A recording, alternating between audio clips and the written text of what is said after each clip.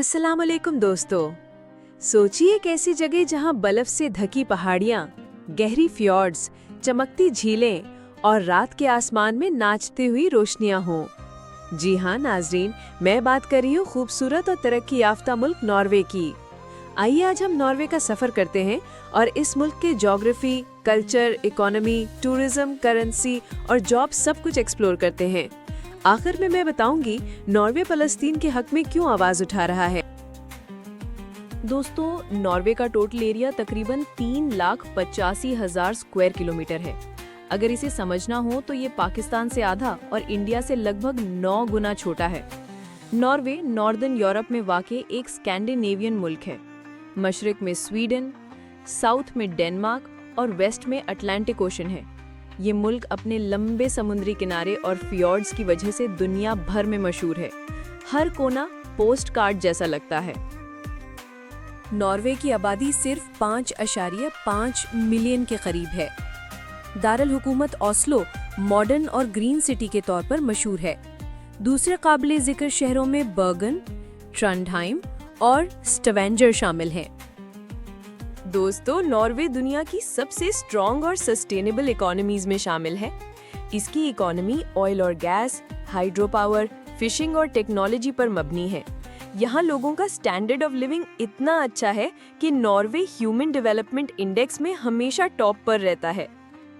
Norway की official currency का नाम है नॉर्वेजियन क्रॉन यानी NOK। आज के रेट के मुताबिक एक NOK तकरीबन 28 पाकिस्तानी रुपए हैं और एक NOK तकरीबन 8 इंडियन रुपए हैं। और इकोनॉमी की बात करें तो 2024 में नॉर्वे की GDP तकरीबन 484 बिलियन US थी। GDP पर कैपिटा $88,000 के करीब है, जो दुनिया के हाईएस्ट लेवल्स में शुमार होता है। और अब चलिए थोड़ा पीछे चलते हैं तारीख के सफर पर। नॉर्वे की शिनाख्त में एक अहम हिस्सा है वाइकिंग हिस्ट्री। ये जंगजू और समुद्री कबीले नॉर्वे से निकले और यूरोप से लेकर नॉर्थ अमेरिका तक जा पहुंचे। सोचिए, हजारों साल पहले ये लोग अपनी लंबी कश्तियों पर आइसलैंड, ग्रीनलैंड और हत्ता कि कनाडा तक सफर कर गए। आज भी नॉर्वे के कल्चर, म्यूजियम्स और फेस्टिवल्स में वाइकिंग्स की रूह जिंदा है। आज के नॉर्वे में आपको बहुत सी जगहों पर वाइकिंग्स का असर नजर आएगा। म्यूजियम्स में उनके असल शिप्स, टूल्स और ज्वेलरी अभी तक मौजूद है। हर साल नॉर्वे के छोटे शहरों में वाइकिंग फेस्टिवल्स होते हैं, जहां लोग उनकी ड्रेस पहनते, उनकी कश्तियां बनाते और उनकी जिंदगी को दोबारा जीते हैं। यहाँ के लोग सिंपल और नेचर लविंग हैं। फेस्टिवल्स में फोक म्यूजिक और डांसेस अभी तक जिंदा है। और सबसे बड़ा शौक है विंटर स्पोर्ट्स। स्कीइंग और आइस स्केटिंग यहाँ बहुत फेमस है। यहाँ की यूनिवर्सिटीज एजुकेशन फ्री ऑफर करती हैं, चाहे वो लोकल हो या इंटरनेशनल स्टूडेंट। हेल्थ और सोशल सिस्टम्स भी दुनिया के बेस्ट हैं, इसीलिए यहाँ के लोग लंबी, सेहतमंद और खुश जिंदगी गुजरते हैं। ऑफिशियल लैंग्वेज नॉर्वेजियन है, बुकमॉल और न्यूनॉर्स्क फॉर्म्स में, लेकिन ज़्यादातर लोग इंग्लिश भी आसानी से बोलते हैं। मेजॉरिटी क्रिश्चियनिटी से ताल्लुक़ रखती है, लेकिन मुस्लिम्स की बड़ी तादाद ओस्लो और बर्गन में आबाद है। नॉर्वे रिलीजियस टॉलरेंस और फ्रीडम के लिए मशहूर है। दोस्तों, नॉर्वे एक कॉन्स्टिट्यूशनल मोनार्की है। यहाँ के बादशाह हैं किंग हैरल्ड 5, लेकिन असल पावर पार्लियामेंट और प्राइम मिनिस्टर के पास है। रॉयल फैमिली सेरेमोनियल रोल अदा करती है और मुल्क की पहचान का हिस्सा है।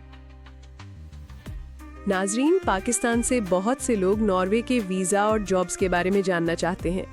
शॉर्ट स्टे के लिए आपको शेंगन वीज़ा अप्लाई करना पड़ता है। काम करने के लिए वर्क परमिट या स्टडी वीज़ा लेना ज़रूरी है। जॉब्स की demand health care, IT, engineering और कंस्ट्रक्शन फील्ड्स में बहुत ज़्यादा है। एवरेज सैलरी 3,500 से 5,500 यूरोज होती है, जो पाकिस्तानी रुपीस में 10 से 17 लाख के करीब बनती है। अगर कोई कुछ साल यहाँ काम करे तो उसे परमानेंट रेजिडेंसी और फिर सिटीजनशिप भी मिल सकती है। अब चलते हैं नॉर्वे के सबसे मैजिकल हिस्सों की तरफ। फियॉर्ड्स जैसे गेरेंगर फियॉर्ड और Neroy फियॉर्ड UNESCO world heritage sites हैं।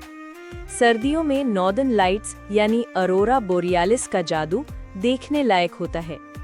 गर्मियों में नॉर्थ नॉर्वे में मिडनाइट सन का मंजर होता है, जब सूरज हफ्तों तक गुरूब नहीं होता। आर्कटिक में स्वालबार्ड आइलैंड्स पर ग्लेशियर्स, वॉलरस, सील्स और मशहूर पोला बेयर्स पाए जाते हैं। और सबसे नॉर्थ में नॉर्थ कैप यानी नॉर्थ केप यूरोप का आखिरी कोना है, जहां लोग दुनिया के सबसे नॉर्थ एक्सेसिबल पॉइंट पर खड़े होते हैं। नॉर्वेजियन कुजीन सी फूड पर मबनी है। सैल्मन, कॉड और हेरिंग उनके ट्रेडिशनल डिशेस का हिस्सा है। फिशिंग विलेजेस अपने फ्रेश और टेस्टी सी फूड के लिए मशहूर हैं। नॉर्वे में लोग ग्लोबल इंसाफ के लिए खड़े रहने में भी आगे हैं। 1 मई जो कि लेबर डे होता है, ओस्लो और दूसरे शहरों में हजारों लोग पैलेस्टाइन के हक में प्रोटेस्ट में शामिल हुए, 2024 और 2025 दोनों में। जबकि 2024 के अक्टूबर और नवंबर में भी ओस्लो में 2 बहुत बड़ा प्रो पैलेस्टाइन डेमोन्स्ट्रेशंस ऑर्गेनाइज हुए। एक 14 अक्टूबर को फॉरेन मिनिस्ट्री के बाहर और दूसरा 4 नवंबर को, जहां लगभग 9000 लोग शामिल थे। ये नॉर्वे की पीसफुल नेशन होने की आकाशी करता है। तो दोस्तों, ये था सफर नॉर्वे का, एक ऐसा मुल्क जो सिर्फ खूबसूरती नहीं बल्कि तरक्की, सुकून और इंसानियत के लिए भी मिसाल है। अगर आप दुनिया का सफर करना चाहते हैं तो नॉर्वे को अपनी मस्ट विजिट लिस्ट में जरूर शामिल कीजिए। फिर मिलते हैं अगले सफर में, तब तक के लिए अल्लाह हाफिज।